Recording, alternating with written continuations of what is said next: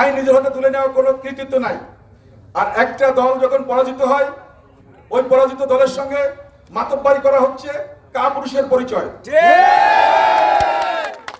আপনাদেরকে পরিষ্কার করে বলতে চাই, আমার নেতা জনাব তারেক রহমান সাহেব পরিষ্কার করে বলেছে, প্রত্যেকটা মানুষ যেন নিরাপদ থাকে, প্রত্যেকটা নারী শিশু, প্রত্যেকটা সম্প্রদায়ের লোক, দল মত ধর্ম বর্ণ নির্বিশেষে সবাই যেন তার অবস্থানে শান্তিপূর্ণ অবস্থান করতে পারে, এটা আমাদেরকে নিশ্চিত করতে হবে। শান্তি বিঘ্নিতকারীকে কোনো অবস্থায় আমরা বন্ধ করব না, আমরা তাদের দায়িত্ব নিব না, এটা পরিষ্কার কথা। বাসায় ফ্রেশ জুস তৈরি করতে আমার আছে ভিশন ব্লেন্ডার। ভিশন ব্লেন্ডার, জীবনে আধুনিকতা।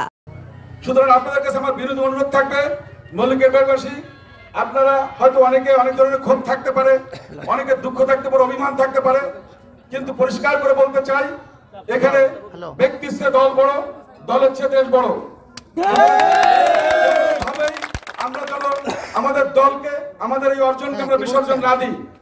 এই অর্জনের জন্য আমাদের অনেক ভাই আত্মহুতি দিয়েছেন, শত শত মানুষ আত্মহুতি দিয়েছে, যেটা বিশ্বের ইতিহাসে বিরল। বিশ্বের ইতিহাসে বিরল।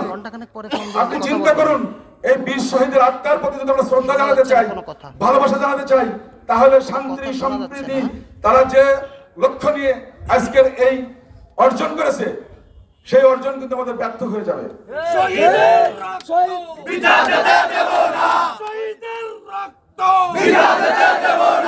আমাদের কথা পরিষ্কার, আমাদের যে ভাইয়েরা যে জীবন দিয়েছে এদেশের গণতন্ত্রের জন্য, এদেশের মানুষের সংহতির জন্য, তাদের ন্যায্য অধিকারের জন্য, এখানে প্রত্যেকটা মানুষ যেন তার যোগ্যতায় চাকরি পায়, প্রত্যেকটা মানুষ যেন তার সম্পত্তি ভোগ দখল করে খেতে পারে, প্রত্যেকটা মানুষ যেন তার সন্তানকে সুশিক্ষায় শিক্ষিত করতে পারে, প্রত্যেকটা নারী যেন সুন্দরভাবে রাস্তায় চলাফেরা করতে পারে, প্রত্যেকটা শিশু যেন নিরাপত্তা বোধ করে, এটাই হচ্ছে আমাদের একমাত্র উদ্দেশ্য।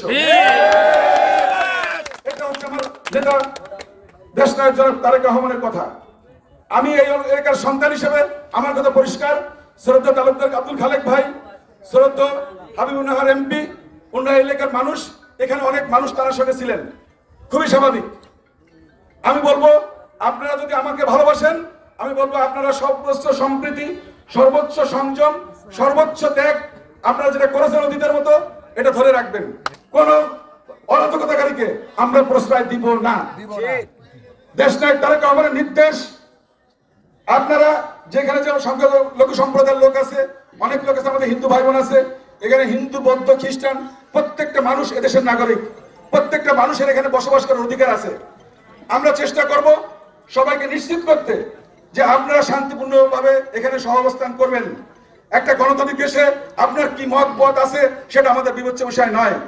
একটা রাজনৈতিক দল হিসেবে, একটা রাজনৈতিক কর্মী হিসেবে আমি পরিষ্কার করে বলতে চাই, আমার কোনো ভাইয়ের গায়ে যদি কোনো রকম আঁচড় দেওয়া হয়, কোনো রকমের কোনো যদি ভাঙচুর করা হয়, আমি তার বিপক্ষে চলে যাব।